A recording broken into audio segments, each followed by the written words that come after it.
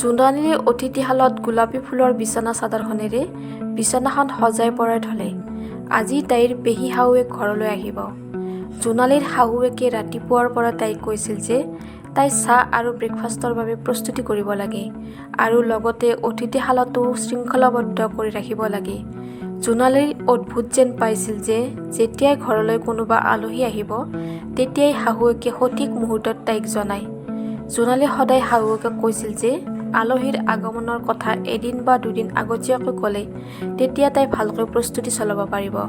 কিন্তু তাইৰ শাহুৱেকে সদায় শেষ মুহূৰ্তত কৈছিল, যাৰ বাবে তাইৰ প্ৰস্তুতি চলোৱাত অসুবিধা হৈছিল।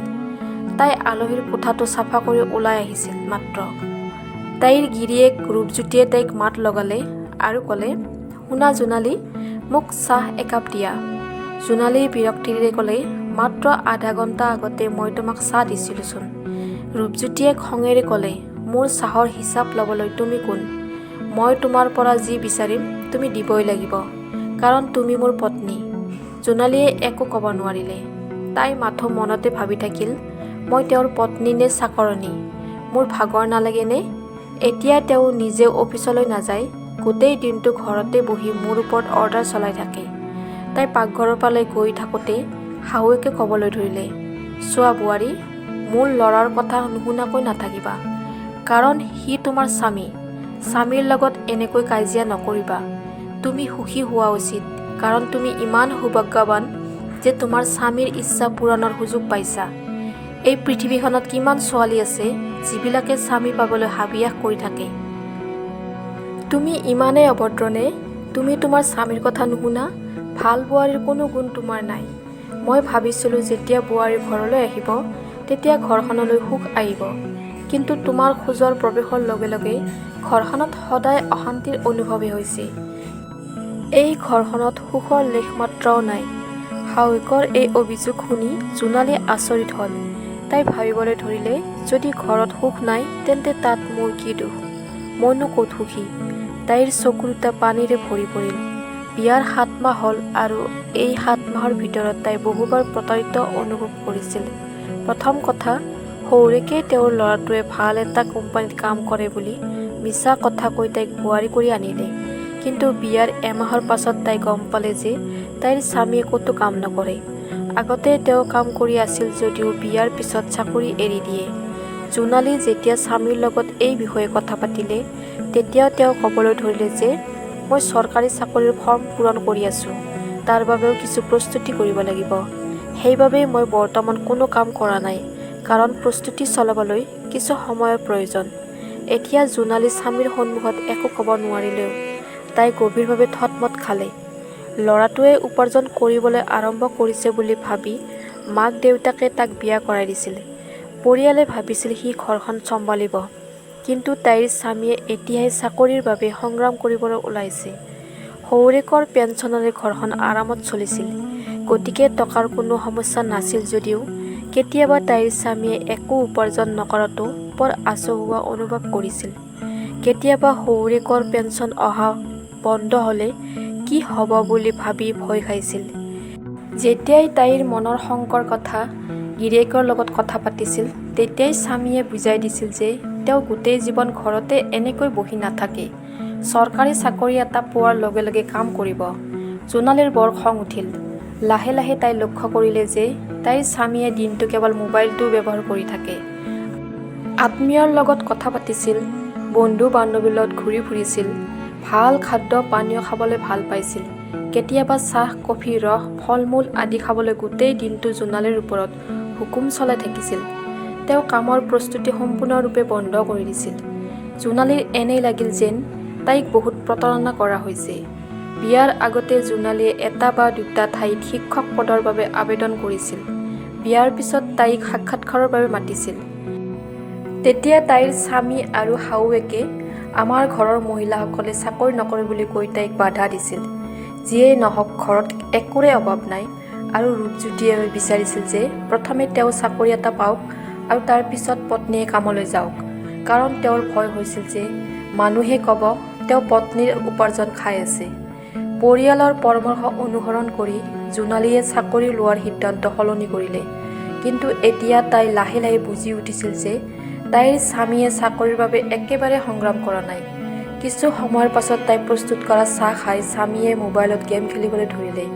জোনালীয়ে মনে মনে উঠি পাকঘৰলৈ গ'ল, কাৰণ তাই পেহী শাহুৱেকৰ বাবে বহু ব্যঞ্জন বনাব লগা হৈছিল। আধা ঘণ্টাৰ ভিতৰতে তাইৰ পেহী শাহুৱেক বিমলা ঘৰলৈ আহিছিল। জোনালী গৈ পেহীয়েকৰ ভৰি চুই প্ৰণাম কৰিলে। পেহীয়েকে তাইৰ প্ৰচুৰ পৰিমাণ আশীৰ্বাদ দিলে। পেহীয়েকে যেতিয়া দেখিলে ৰূপজ্যোতি ঘৰত বহি মোবাইলত গেম খেলি আছে, তেওঁ লগে লগে জোনালীৰ শাহুৱেকক সুধিলে, বৌ, ৰূপজ্যোতি কোনো কামলৈ নাযায় নেকি? তেনেতে শাহুৱেকে কান্দি কান্দি ক'লে, চোৱা বিমলা, আগতে চৰকাৰী চাকৰি পোৱা নাছিল। আমি ভাবিছিলোঁ যে বিয়া পাতি দিওঁ, হয়তো বোৱাৰীৰ ভাগ্যৰ ফলত সি চাকৰি পাব। যিহেতু চাকৰি অবিহনে বিবাহ নহয়, গতিকে তেতিয়ালৈকে তাক আমি যিকোনো সৰু কাম কৰিবলৈ ক'লোঁ। কাম এটা পালে আৰু বিয়াখনো হ'ল। আকৌ সি চৰকাৰী চাকৰিৰ বাবে প্ৰস্তুতি চলাবলৈ ধৰিলে, কিন্তু এতিয়াও চাকৰিটো পোৱা নাই। মই ভাবোঁ বোৱাৰীৰে দুৰ্ভাগ্য, সেইবাবে মোৰ ল'ৰাটোৱে চাকৰি পোৱা নাই। হেৰা, যদি এগৰাকী ভাল বোৱাৰী আহিলেহেঁতেন, তেতিয়া তাইৰ ভাগ্যৰ ফলত মোৰ ল'ৰাটোৱে নিশ্চয় চাকৰি এটা পালেহেঁতেন। বোৱাৰীৰ ভাগ্যৰ বাবে পুত্ৰৰ ভাগ্য সলনি হ'ব বুলি বিশ্বাস কৰিয়েই তাইক বোৱাৰী কৰি আনিছিলোঁ, কিন্তু ইয়াত কোনো প্ৰভাৱ নপৰিল। বোৱাৰীৰ ভাগ্যই নাই। এই সকলোবোৰ শুনি জোনালী আচৰিত হ'ল। তাই ভাবিবলৈ ধৰিলে যে মোকহে প্ৰতাৰণা কৰা হৈছে আৰু আজি মোৰ দোষ বুলি কৈছে। তাই মনে মনে সহি থাকিব নোৱাৰি শাহুৱেকৰ সন্মুখত থিয় হ'ল। তাইৰ শাহুৱেক তৰুলতাক খঙেৰে ক'লে, তুমি এতিয়া মোৰ সন্মুখত কিয় থিয় হৈ আছা? কি লাগে? তেতিয়া জোনালী ক'বলৈ ধৰিলে, নাই মা, মোক একো নালাগে। মই মাত্ৰ ক'বলৈ আহিলোঁ, যদি আপুনি ভাবে যে মোৰ এইখন ঘৰত খোজ দিয়াৰ পিছতেই অশুভ হৈছে, মোৰ বাবে আপোনাৰ ল'ৰাৰ ভাগ্য নষ্ট হৈ গ'ল, তেন্তে মই আপোনালোকক কওঁ যে আপোনালোকৰ বাবে মই পাব লগা চাকৰিটো নাপালোঁ। গতিকে এক প্ৰকাৰে আপোনালোক মোৰ বাবে শুভ নহয়। আৰু তাৰোপৰি আপোনাৰ ল'ৰাৰ অকৰ্মণ্যতা লুকাই ৰাখিবলৈ গোটেই দোষবোৰ মোৰ ওপৰত জাপি দিছে। এই সকলোবোৰত মোৰ কি দোষ? মইহে ঠগ খাইছোঁ। মোক কোৱা হৈছিল যে তেওঁ ভাল চাকৰি কৰে। বিয়াৰ পিছত দেখিলোঁ তেওঁ চাকৰি বিচাৰিহে আছে। মোক ইয়াত প্ৰতাৰণা কৰা হৈছে আৰু আপুনি মোক এই সকলোবোৰৰ বাবে জগৰীয়া কৰি আছে।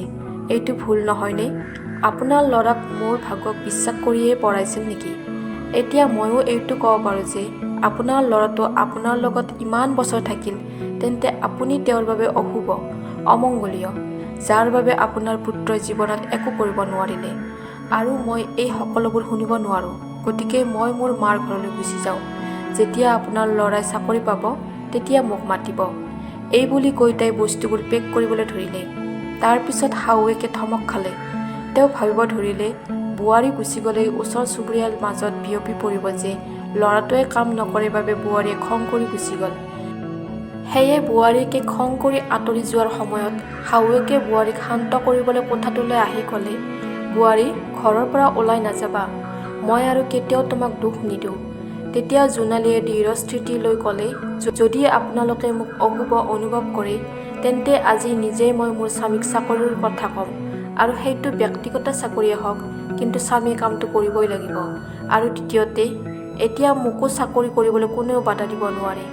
শেষত শাহুৱেক আৰু স্বামীয়ে তাইৰ কথা মানি ল'ব লগা হ'ল। আৰু এমাহৰ ভিতৰতে ৰূপজ্যোতিয়ে এটা প্ৰাইভেট কোম্পানীত চাকৰি পালে। পিছত জোনালীও কামলৈ যাবলৈ ধৰিলে আৰু এইদৰে পতি পত্নী দুয়ো একেলগে কাম কৰিছিল। এতিয়া আৰু বোৱাৰীৰ ভাগ্য ভাল নহয় বুলি ক'বলৈ সাহস নহ'ল শাহুৱেকৰ, কাৰণ বোৱাৰীৰ প্ৰয়াস আৰু কষ্টৰ বাবে পুতেক আৰু বোৱাৰীকে একেলগে কাম কৰিছিল।